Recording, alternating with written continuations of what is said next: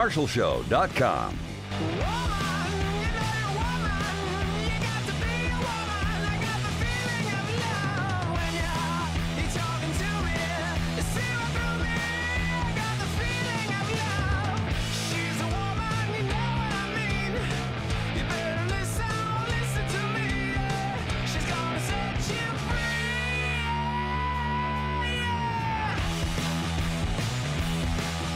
Here to set you free. How you doing? Happy Friday. Thank God it's Friday, or whoever you thank.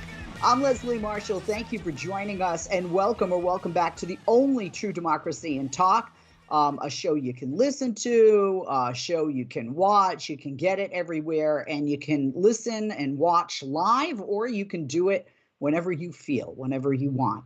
And that's the beauty of the technology that we have today, right? Which is one of the reasons that, I'm able to be on the West Coast, even though I was on the East Coast yesterday. And we have our guest on all different coasts, even all different nations. But this woman is right here in the good old US of A. She was on the show before. It's good to have her back. Maria Somma is organizing director for the United Steelworkers, the USW. She's been an organizer for her entire career, first as a community organizer, then as a labor organizer. And you go, community organizer? Well, a guy named Barack Obama started that way, and he became president. So Maria is an important woman. She started with the Steelworkers back in 2001 as a healthcare workers organizer. She became organizing director in 2015. Like I said, we've had her on the show not just once before, but multiple times. And she's such an informative and pleasant guest to have that we said, come on back. So excellent a guest. We're thrilled to have her back with us today. Maria, thank you for joining us. Maria Somma from the USW. Good afternoon and welcome. Welcome back. Great. Thanks. Good afternoon to you. It's great to be here. And it's good to have you with us. In the meantime, folks, when we go to break and whatnot, be sure to check out the USW's website, usw.org. Follow them on both X, formerly Twitter, and Instagram, at Steelworkers, and on Facebook, facebook.com/Steelworkers, so you can read more about what we're going to talk about today, especially if you're driving and you want to take some notes, or hey, can you say that again? Yeah, you can get that again. Whether you're listening to watching in delay, or whether you go to their website and all of the social media for USW. We have talked about, Maria, on this program before, and I think we've touched upon it with you as well, the PRO Act.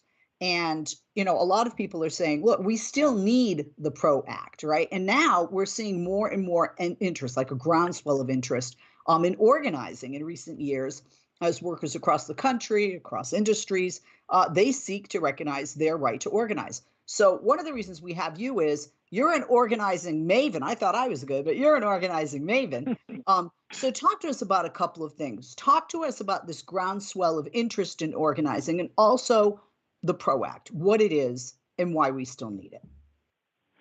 Great. Thank you. Yes, there has been a marked increase in people wanting to organize. I think that over the last 2 years, we've had the highest level of support from workers out in the U.S. saying that they appreciate and want unions in their workplace. And so, we have been organizing. Lots of unions within the labor movement have been growing. Unfortunately, I think that the latest statistics from the BLS, the government says that in 2023, the number of union members dipped percentage-wise, density-wise, dipped ever so slightly. However, we also, that was not because people weren't interested. That was because we organized more workers than we'd ever had in 2023 in a very long time. But it didn't keep up with the pace of this economic job growth. So while we had much higher numbers than we've had in the past, it did not keep up with the actual job growth, and so therefore the union density numbers slipped ever so slightly. But I think part of this is what's happening. What's happening is that workers are feeling more free and more brave to be able to step up and enact their rights. We've had a lot more union elections. The issue around that is that the employers are still union busting. The laws that exist in today's world still really gives the upper hand to management, and that's why we feel that the need for the PRO Act still exists. exist within our union. The PRO Act allows workers a little bit more freedom of choice without really having to face all of the illegal acts that the employer commits now. But there are some basic tenets to that law, and when you hear what they are, you're going to be like, what? Why can't you do that now? Or why for don't we example, already have that, right? yeah, exactly. We should have it. Why do we have to have a special law for this? And I think part of it is because employers have found their way around the law, found their ways to keep breaking the law, and then the courts just have to kind of catch up with figuring out how to use the existing labor law now to just slap employers on the wrist. And that's all the labor law does right now is slap employers on the wrist. They can continue to break the law freely and very little repercussions. The PRO Act adds some teeth to trying to prevent employers from doing that. In a typical union drive, employers will have 5 to 10 anti-union meetings that are mandatory for workers to attend. The PRO Act eliminates the ability for the employers to require workers to attend these anti-meetings. I was on your show earlier talking about one campaign that we worked in Georgia, a tire campaign in Kumo, where 90 days before the election, everybody was mandated every single day to attend a union meeting. Every single day they had to attend. And then they had to attend one-on-one meetings with their leads where they had one-on-one counseling every single shift. And so at some point you just get beat down with the employer telling you every day that this is bad, you can't vote yes. And so the PRO Act would eliminate those company-sponsored required meetings. We're also looking at, even if you win an agreement and you get through all those barriers, it's really difficult to get a first contract. Employers will continue to union bust and continue to make it more difficult to get that first agreement. And what I tell our organizers, a union drive is from first contact through first contract, because you don't change workers' lives until there's a contract in place. And the PRO Act would eliminate all of those time, barriers that the employer puts up, all of these things that they try to prevent from getting it, and it mandates the allowing a certified union to seek arbitration and mediation if contract negotiations reach an impasse or can't get settlement within certain time frames. So you have a third party who will take a look at both sides doing this bargaining and then make some determinations about how to proceed next. And so it's out of the company's hands, these time frames. And that's something that's really, really, really important for folks to understand, that the contract is actually the goal. Sorry, go ahead. Absolutely. The other thing is, Maria, we touched upon before, but, as I mentioned, at the beginning of this hour, you're not just talking about the blue collar work field, right? I mean, you're talking about one of the things that I noticed, especially in the past, this year, last year, in the most recent 2 years, are industries across the board, right? We see, professional athletes, list goes on. But when you look at the list of white collar workers, Carnegie Libraries in Pittsburgh, they organized when the pandemic was starting, workers there able to negotiate cutting edge health and safety protections. And during a pandemic, we reminded more about, I understand why they say in sickness and in health, right? Workers at the Carnegie museums, some of whom shared a building with the library workers they organized during the pandemic. They had additional challenges, but ultimately they were able to push for greater protection, raises of up to 35%. More than 3,000 faculty at the University of Pittsburgh just last month signed a contract that addresses pressing concerns around job security and sets a pay floor. Staff and graduate workers now at the University of Pittsburgh are also seeking a union. Workers at a number of other cultural institutions like the Frick Museum. And it's not just happening in Pittsburgh. Those are some I touch upon. That's where your headquarters is located, and that's why I do. Can you speak to us about that? I mean, you've been doing this a long time. Are you, I don't want to say shocked, but, does your jaw drop at, oh, wow. When you see some of these industries that are saying, we want union. I'm waiting for doctors. I'm waiting for that union. Doctors are surging right now. surging, and many doctors are organizing. So you're right. It's not people think about unionization or unions as blue collar, and you're right. Pink and white collar workers are organizing in vast numbers at the moment because there's a realization that says even if you have been trained as a professional, are you able to actually do the work in the way that you were trained, or is the corporatization of so many sectors and so many professions really preventing you from doing the things that you were trained to do? And so how do you respond to that? Let's say you're a registered nurse or a doctor, using the example of resident. Well, hold that thought, Maria. Hold that thought. We're going to go to break. I want to hear this. I'm going to take notes and coach my husband on what to do with his fellow physicians. Maria's going to stay with us. I hope you will as well. Maria Somma, Organizing Director for the United Steelworkers. Check out the website, usw.org. Follow them on X and Instagram at Steelworkers, and on Facebook, facebook.com/Steelworkers. Back after this. If you came across someone struggling with hunger, how would you recognize them? By their clothes, their age, the way they speak? Would you notice an 8-year-old girl who's not excited for summer break because she may not be having lunch again until September? Or a single father of 2 who works 3 part-time jobs and still can't put enough food on the table?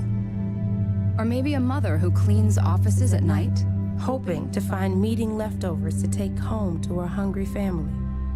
Or a war veteran who's having a hard time landing a job and getting back on his feet. I am the 1 in 8 Americans who struggle with hunger. People you pass by every day but never knew were hungry. I am hunger in America. Hunger can be hard to recognize. Learn why at IamHungerInAmerica.org. Brought to you by Feeding America, 200 Food Banks Strong, and the Ad Council.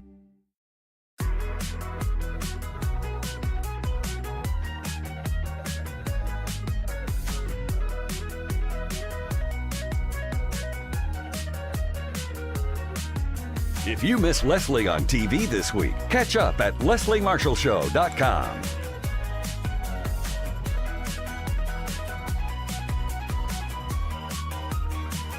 Hey there, happy Friday. We are back. We are me, Leslie Marshall, and our guest should have done Maria first. Maria Somma, Organizing Director for the United Steelworkers. Check out their website, usw.org. Follow them on X, formerly Twitter, at Steelworkers, on Instagram at Steelworkers, and at Facebook, facebook.com/Steelworkers. Maria and I, before the break, were talking about how workers and why workers still need the PRO Act. It's, a head-scratching situation where we don't have that yet, because it definitely gives corporations the upper hand. Without it, we have seen a groundswell of interest in organizing to unionize. We've seen it in not just blue collar but white collar areas. And I, not jokingly, touched upon the fact that I think physicians need to do this. And Maria, before the break, started to talk to us about some doctors and about some nurses, because there was a time it was not just forbidden. I think they also, I don't know if it was the American Medical Association. I could be wrong on that. I don't know if it was the credentialing that pretty much would not allow physicians to unionize. And that has been changing too, correct? Absolutely. Like I said before the break, is that we're seeing a groundswell of residents and interns organizing, and they're organizing with the teachers, they're organizing with the Service Employees Union, they're organizing with the American Federation of State, County, Municipal Employees, they're organizing, even with us, we've had contacts with doctors. I think there's a realization that says, again, the corporatization of their professions, and in this case, it's healthcare, really says that they have lost a lot of power and authority that these highly trained professionals have always been able to have. And corporations now are making decisions around our healthcare and how these practitioners actually practice. And so the ability to try to gain some control over their workplace, also gain control over some of their benefits that we were talking about, I think, during the break, Leslie, is something that people begin to recognize now. And the vehicle that people have is the union. And so a union, again, is not just for industrial workers. It's for any group of workers that want to come together and try to have a say in their workplace. You mentioned the Carnegie Libraries, there's museums, faculty, over 3,300 University of Pittsburgh faculty just had an amazing contract, and as a key component of that contract was some academic freedom clauses in there, was the ability, again, to make sure that there were protections in place so they could teach the content and how they wanted to teach, and that there were other job security protections in there. You know, being a faculty member at one time was held at high prestige, and yet what we found is that that prestige is there, but the pay and the benefits is not. And the control of their ability to control the classroom, they really needed to assert. And a contract can help in all of that. That's why professionals are organizing, like doctors, like nurses, Yeah, because like to your point, Maria, it's not just sometimes the hospital for physicians or the university or college for the professor. It's also sometimes the state government has made some outlandish rulings that really cripple or put barriers to a person being able to do their best, whether they're a teacher, whether they're a physician, or whether they're both, because physicians teach medical students, right? Right. Absolutely, and I think that when you take all of that in consideration as a practicing professional, you have lost so much control of your ability to do the things that you want to do and that you were in fact trained to do. So how do you gain some of that back? You do it through certain guarantees in a written agreement through your union contract that at least gives that layer of protection that you don't have right now. You've got policymakers, you've got politicians who want to take away certain benefits, who are threatening to take away benefits, who are threatening to take away that social safety net that a lot of us used to be able to rely on. You've got employers, again, who are now corporate employers as opposed to a single hospital facility or a single university. You've got all of these other outside pressures. And really, quite honestly, I work with a lot of professionals. The only ability for them to have some semblance of control in their work life is through a union contract. Individuals, no matter how great you are, aren't as strong as when you come together and make demands for your entire job classification, like college professors. Yeah, absolutely. Another thing, and not just do we have white collar workers, but unionizing has been looked at as more of a north of the Macon County line thing, right? And not in the South. But now we're seeing workers in the South also eager to exercise their rights. There are, states where there are politicians who are extremely anti-union, extremely anti-worker. I'm talking about states like Georgia, which did go blue by a very slim margin in the last election, and Alabama, which is red. One example is Bluebird, right? Workers there, that's near Macon, Georgia. They organized last year. Last month, almost a year later, they were able to ratify a first contract that made significant improvements. And let me list some of the improvements so you understand why people want a union to have their back and they want to be a part of it. It benefits them as a worker, and it protects them as a worker. This includes between 12 and 40% pay increases, their first ever profit sharing, greater retirement security. Are there many of you out there that have no retirement security? Raise your hand. It also increases health and safety and provides workers with opportunities to weigh in on civil rights, health insurance, costs, public policy, creation of new jobs, and more. Also, workers at Corning in North Carolina, they're attempting to organize as well. And they at Corning, Maria, and we see this in the South, face significant headwinds. We see with Bluebird, it is possible. You're talking that was a year fight. Are you seeing that change a bit? Or because of these significant headwinds, does it make unionizing in the South, especially in states like Georgia and Alabama, that much more difficult?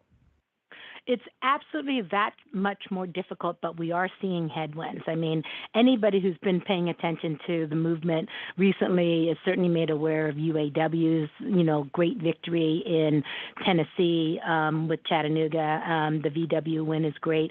We had a win. It took us 2.5 years at Bluebird. It was 1,500 workers and Bluebird is in every community. If you look at your buses, they are school bus makers. They're the second largest in the country. And you see a little Bluebird, or you see that, and those are now made by Steelworkers. They're all over the country in the school districts.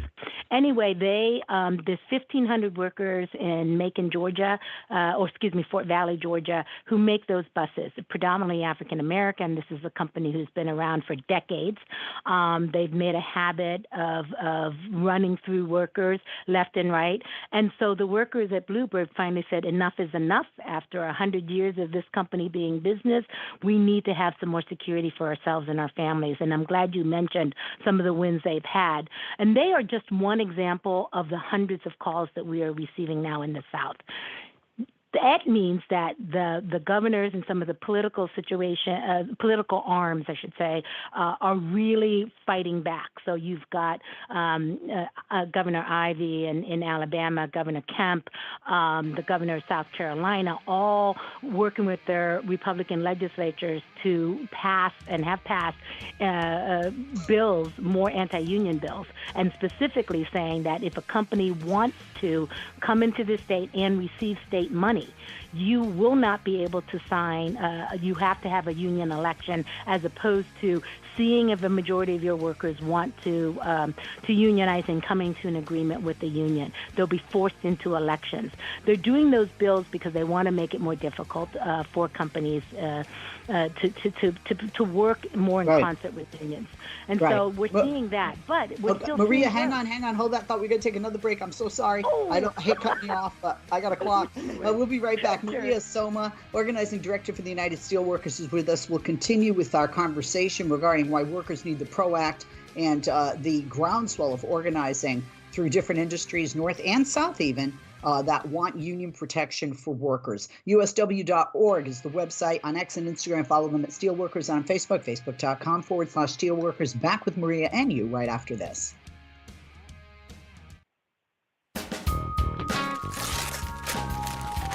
Whoa, a new digital music player. Thanks, Mom. Oh, I'm glad you like it, because I can't wait to toss the big stereo. And now that we got your dad that big HD TV he wanted, we can throw out our old TV, too. Hold up.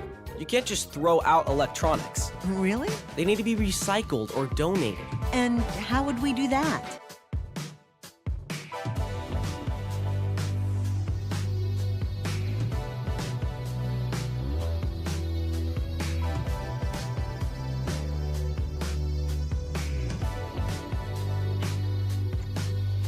We are back. I'm Leslie Marshall. She is Maria Somma. Maria is Organizing Director for the United Steelworkers. Check out their website, usw.org. Follow them on X and Instagram at Steelworkers, and at Facebook, facebook.com/Steelworkers. Maria, I hated to interrupt you.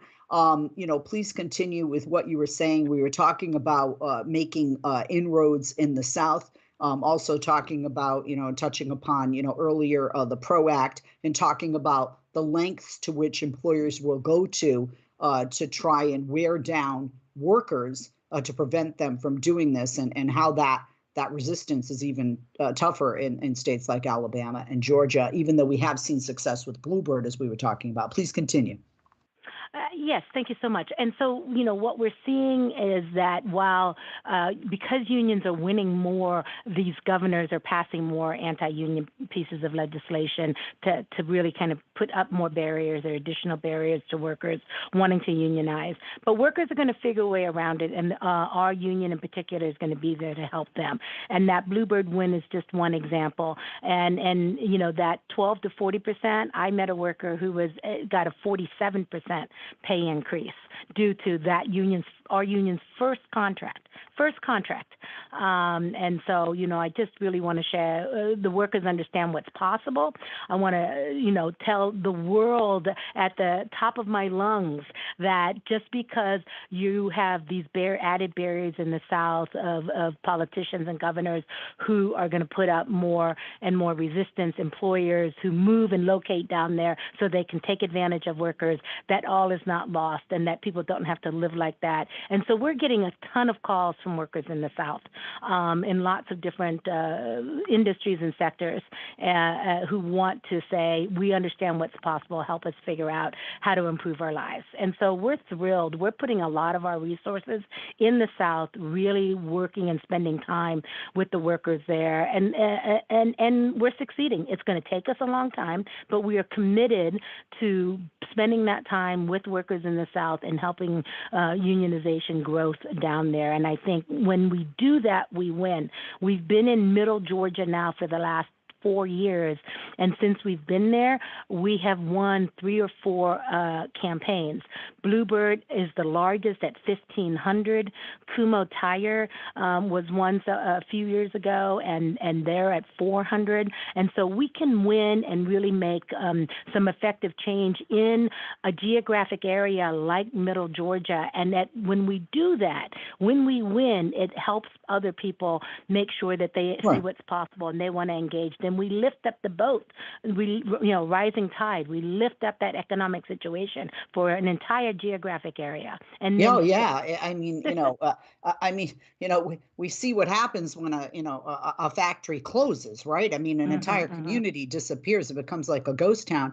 To your point, it also helps when you have your legislators, especially at the top, working to protect workers. The Biden administration has done a lot of important work to correct course at the NLRB, the National Labor Relations Board. There are pro-worker provisions and recent investments, and these help smooth the way for workers to have a voice on the job. There are extensive new requirements for infrastructure projects to be made in America. That was part of the 2021 Bipartisan Infrastructure Law, the BIL. It's known as the Build America, Buy America Act, BABAA, right? This section of the law promises to stimulate American manufacturing and create jobs for American workers by ensuring that a substantial portion of BIL funding is used to purchase U.S.-made products and materials. How much, two questions here in one, how much does legislation like the new infrastructure bill, BIL, help unions in their fight to protect workers? And two, is this just another reason that people really need to look at who they're electing, and are they pro-corporation or are they pro-worker? That is great. And the BIL, the first word in there is bipartisan infrastructure law, because there was a realization from individuals in both parties who understood that we needed certain provisions to make sure that we were stabilizing and improving American manufacturing in this country. So I think it's important, it's vital for people to be asking the right questions to their elected folks and saying, do you support making sure that this economy survives? Do you support creating jobs in our neighborhoods, in this community? And it doesn't matter to me if you have an R or a D behind you. You should be asking that question to all of them. And yes, it does help. And so when you've got a bill and a policy and a president, quite frankly, that recognizes the benefits that these types of bills and public investment do for communities, states, and then certainly individuals and families, that says we're going to provide you good quality jobs. And while you're working at those jobs are going to increase our country's economic, and at the same time really begin to help the economy with a lot of the clean tech money that he's spent there, and just that realization of combining politicians, policy, workers, and communities together, that everybody can gain. And that's what's very important for people to recognize. They should hold every public official, whether they're Republican or Democrat, accountable for making sure that they're thinking through all of that in the same way that this president has. Absolutely. And despite all of this, right, of this legislation, this pro-worker environment that's coming out of, the president and all the way down, and we're seeing, in states and among the public, workers still face an uphill battle when it comes to forming unions, and not just in the South, right? I mean, there are unnecessary delays, like the staff at University of Pittsburgh are facing. There can be intimidation, sometimes overt intimidation. And it also can come in the form of delays in bargaining a first contract. That's why it took so long, a year with Bluebird, and that's why it's so notable. Corporations also, they lean on people within government often, right? In state and federal government. They also lean on people in the courts to roll back workers' rights. Can you speak to us about some of these obstacles? Because this sounds like David and Goliath, It often feels like David and Goliath, but David often, we're going to win. We're going to keep fighting till we do. David I'm going won. to use. Yeah, that's right. I'm going to use the University of Pittsburgh as a prime example.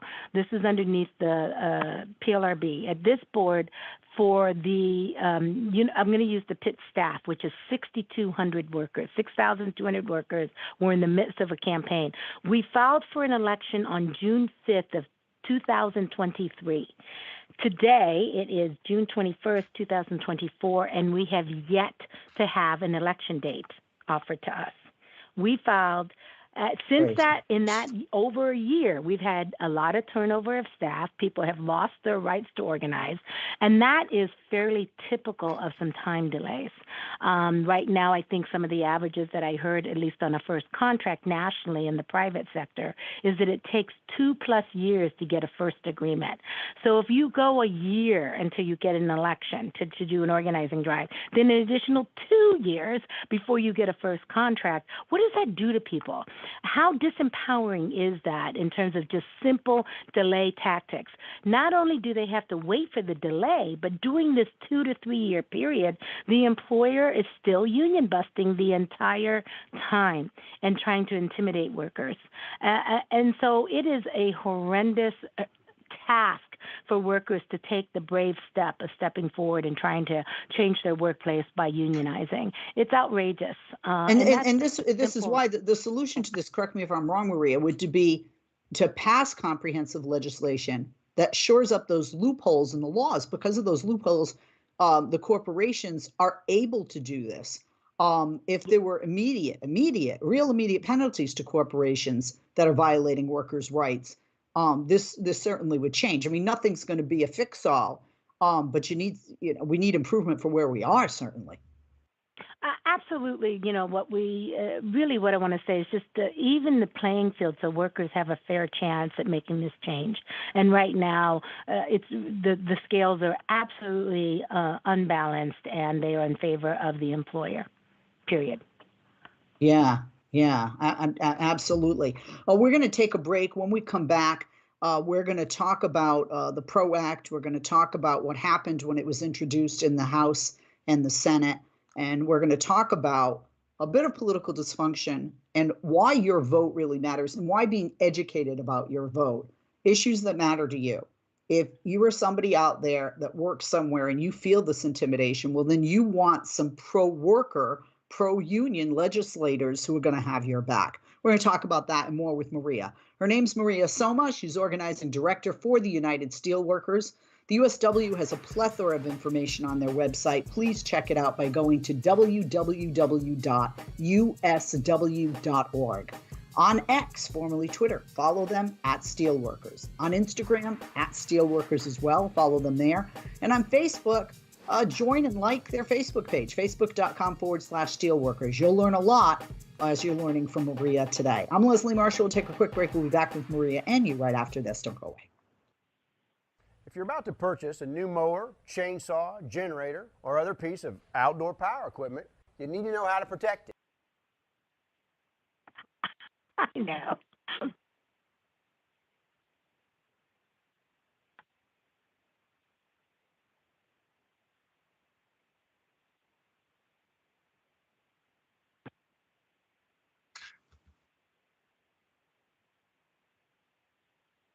Perfect. Thank you.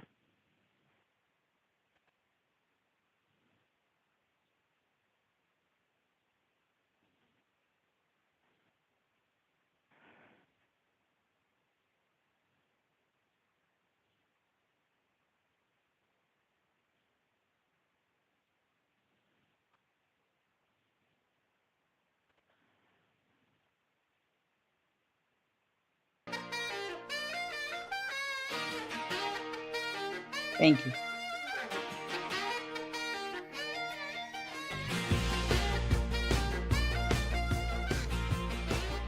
We are back. Maria Somma is our guest, organizing director for the United Steelworkers. I'm Leslie Marshall. Welcome back. Check out their website, usw.org. On X, follow them at Steelworkers, as well as on Instagram at Steelworkers. Follow them there. And on Facebook, like their Facebook page, follow them and get some more information. You can interact as well, facebook.com/Steelworkers. as I am interacting with Maria today. Maria, thank you for holding, and welcome back. Let's talk about the PRO Act. It was the Richard L. Trumka Protecting the Right to Organize Act. Mr. Trumka, the former president of the AFL-CIO, the predecessor of a person I'm very much a fan of and a friend of, Liz Schuler, the current president. This PRO Act was introduced in both the House and the Senate last year. But is it fair to say that congressional dysfunction, but also, perhaps even more so, the corporate influence that outsizes that dysfunction even on our legislative process, these two issues are largely responsible in what has contributed to the stalling of this legislation, the PRO Act, when being introduced to both the House and the Senate. Is that fair to say? Unequivocal, yes. It is absolutely fair to say. Look, again, a lot of the things that are items that are listed in the PRO Act are just common sense, and yet it's been so difficult to get anything moving and passed for those very reasons you just said. Yeah, most definitely. Let's talk about the PRO Act and what it would do, break it down a little bit so that people understand, and I'll have you speak to that. One, let's start with establishing stronger and swifter remedies to stop employers from breaking the law, because this intimidation is breaking the law. So this is kind of twofold. This is needed. This is one of the things the PRO Act does. This is to your point earlier when you're like, they can do that. Are the employers breaking the law because nobody is enforcing the law, or because the law is just not strict enough, such as immediate penalties? It's both. It's a yes to all those things that you just said. So right now, while we do have a set of laws in the books, it's the enforcement mechanisms, it's the courts, it's the agencies that have to do this. So there's a very long delay in enforcement and the ability for the National Labor Relations Board agency to actually, even if they vote in our way, to then enforce with the employer. And so this allows us to have either some stronger teeth to some remedies, and it allows us to have swifter remedies to stop employers from breaking the law. Because even if the employer breaks the law and it goes through the process, it could be 2 years later where the agency finally says, oh yeah, employer, you broke the law 2 years ago. Meanwhile, it killed the campaign. The campaign saw that the employer was able to do that. The remedy that we have to follow is often very long, and so meanwhile the campaign rhythm has died. People are scared again, and they see the ineffectiveness of what they consider the ineffectiveness of the existing law. So that's absolutely a factor in this, and the PRO Act would allow strong remedies and certainly something much quicker timeframes for the agency and the courts to respond. Also, right now, we're seeing, and I've talked about the USW and, with others and yourself, the hiring of subcontractors, right? Subcontracting. Mm-hmm. And, the PRO Act would make companies recognize those contractors as part of that collective bargaining process so that they couldn't whittle down their union membership by subcontracting. That would be huge, because that's, one of the loopholes that a lot of these corporations are using as an out, and as in a sense, skirting around, that contract and that union worker with these subcontractors. Absolutely. I was at a campaign with one facility that was an industrial facility. On their site were 3 temp agencies. Those 3 temp agencies, whose offices were located in the workplace, in that factory, that manufacturing site, would bring in workers for different projects, and they would only work for that employer. That employer would set the times, the requirements of the job, all their working conditions, and yet because they were hired by a temp agency located on that site, whose only customer is that employer, they were not allowed to be included in an organizing drive because it was a different temp employer or subcontractor. So So that description of what I said, 3 temp agencies in a large manufacturing site whose only customer is that one manufacturing employer, it's ridiculous to say that they don't control the working conditions of those temp workers. If we can have a piece of the law that says, look, no matter how you want to painted on the outside, we know inside you are hiring these workers and they should be considered part of the bargaining unit. And the PRO Act actually addresses that. Absolutely. Another thing we talked about was the time, dragging it on, right? I mean, I think corporations, and sadly, successfully sometimes, if they wear somebody down or if they drag out of a process, people lose hope, right? And they give up because they think, they're not going to win. Then you look at, the success of contracts that have taken, a year or more. We've seen even more time than a year, but Bluebird, right? We talked about it taking a year. The PRO Act would force an employer to reach a first contract in a timely manner, which you touched upon, with a newly organized group of workers. So they couldn't drag out those first contracts. And that's a lot of times where you get some of that support and, that groundswell can, become minimized because they just get, beaten down by time and lack of hope that this process is ever going to work in their favor. Would that be accurate to say? Absolutely. And so, I think I stated this earlier, but I'm going to say it again, is that what's a typical first contract is a 2-year timeline to get to one. And right. So it's definitely the employer has drags contracts out as long as they can. And so, we want to make sure that we're tightening up that timeline. It forces the employer to really bargain in good faith, because if either party doesn't bargain in good faith, what the PRO Act does is it allows a third party, an independent third party, to come in and again look at what both sides are putting on the table, figure out what some of the next steps are, and then try to get a settlement between the parties.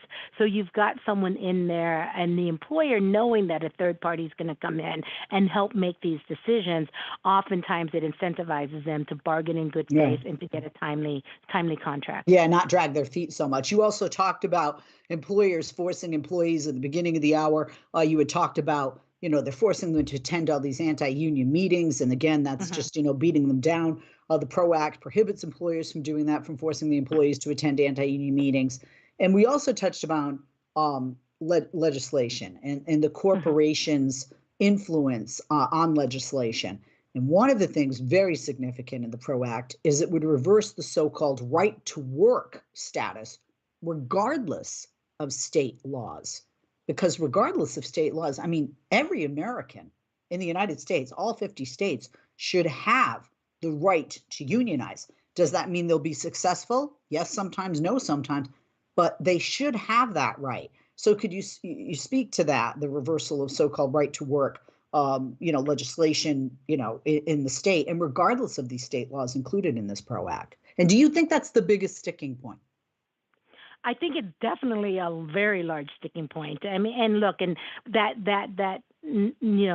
term right to work, I just want to make sure, I'm sure your audience understands it, but that right to work is what it really means, is right to union bust. And so by reversing that, it really allows there to be unity and strength with workers, and having people be allowed to join those unions and freely, without really a lot of union animus coming out from the employers and policymakers. That reversal at a federal level would do wonders for workers in the southern states, where most of the right to work laws are situated, either in the South or out into the West. Not the far west coast, but yeah, absolutely not here in Cali, right? Recent polls show that support for unions is at a 50-year high. Having Joe Biden, the president, the only president to have walked a picket line in office, can help workers a great deal, but the law needs to catch up. Last 60 seconds to you, Maria. What do you want to say? I want to say that President Biden has done an amazing job of showing what's possible if policymakers get behind workers' rights and helping build the community. That's why we're at a high in terms of recent polls. I really believe that when workers, policymakers, community members, community organizations all work together, and unions, and allow people freedom of choice with unions, polls and numbers have proven that unions uplift communities and uplift workers' lives. If we can all come together and realize that it's a benefit, that we are helping everyone, and that we should take away all those barriers that workers have to face when they want to make that choice, then I think we're all going to be a better country for it. So really appreciative. Amen, sister. I agree with you. Maria Somma, Organizing Director for the United Steelworkers. Check out their website, usw.org. On X, follow them there at Steelworkers. On Instagram at Steelworkers. And on Facebook, facebook.com/Steelworkers. I'm Leslie Marshall. My executive producer is Marky Mark Grimaldi. And we have been with Maria Somma, Organizing Director for the USW.